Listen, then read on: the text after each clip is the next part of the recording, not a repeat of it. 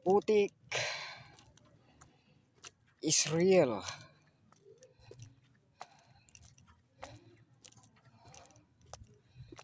Kaya ingat-ingat sa mga may mga motor, single man o kolong-kolong. Sa daan na ito, napakaputik, madulas. Kaya ingat po tayong lahat. Keep safe dahil tagulan.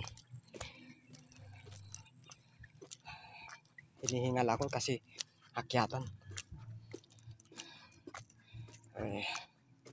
Kaya thank you sa panunod ng ating video. Marami pa tayong dapat gawin. Thank you. God bless you all.